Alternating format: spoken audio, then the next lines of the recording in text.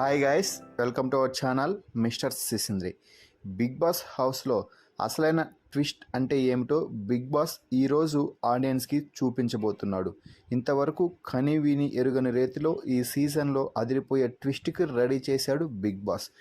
Big boss ముద్దు బిడ్డగా పేరుగాంచిన ఈ సోనియా ఆకుల కోసం బిగ్ బాస్ ఒక అనూహ్యమైన నిర్ణయం తీసుకున్నట్టు తెలుస్తుంది. ఈ వారం నామినేషన్లో మొత్తం 6 మంది సభ్యులు ఉండగా వారిలో నుంచి ఎలిమినేషన్కి అతి తక్కువగా ఓటింగ్ జరిగింది సోనియా ఆకులకే. కానీ అసలైన ఓటింగ్ ప్రకారం చూస్తే సోనియా ఈ వారం ఖచ్చితంగా ఎలిమినేట్ అవ్వాలి. కానీ బిగ్ బాస్ ముద్దుబిడ్డ కావడంతో తన ముద్దుబిడ్డని కాపాడే ప్రయత్నంలో భాగంగా బిగ్ బాస్ సీక్రెట్ రూమ్ దుమ్ము దులిపి ఆడియన్స్ ముందుకు తీసుకురాబోతున్నాడు. ఇప్పటికే మిగిలిన అన్ని పనులు పూర్తి చేసి సీక్రెట్ రూమ్ను దర్జాగా రెడీ చేసినట్టు తెలుస్తుంది. సోనియా ఆకుల ఎలిమినేషన్ తర్వాత డైరెక్ట్గా ఇంటికి వెళ్లకుండా బిగ్ బాస్ సీక్రెట్ రూమ్లోకి వెళ్ళబోతుంది.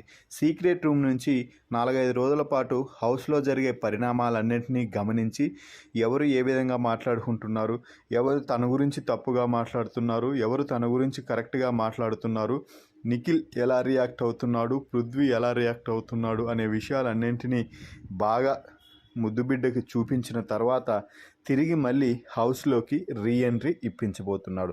అయితే ఇప్పటి వరకు తెలుగు బిగ్ బాస్ సీజన్స్ చరిత్రలో ఎప్పుడూ కూడా అంతగా సీక్రెట్ రూమ్ అనేది వర్కౌట్ అయ్యింది అని చెప్పలేము. ఎందుకంటే ప్రతిసారి కూడా సీక్రెట్ రూమ్ ఫెయిల్ అవుతూనే ఉంది.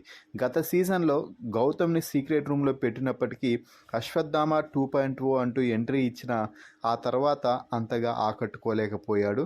మరి సోనియా సీక్రెట్ రూమ్లోకి వెళ్ళి వచ్చిన తర్వాత ఏమాత్రం ఆకట్టుకుంటుందో చూడాలి. మరి సోనియాని సీక్రెట్ రూమ్లో బిగ్ బాస్ పెట్టడంపై మీ అభిప్రాయాన్ని కామెంట్స్ రూపంలో తెలపండి. అలాగే మరిన్ని బిగ్ బాస్ అప్డేట్స్ కోసం మన ఛానల్ని చూస్తూ ఉండండి. Please subscribe our YouTube channel mister సిసింద్రి.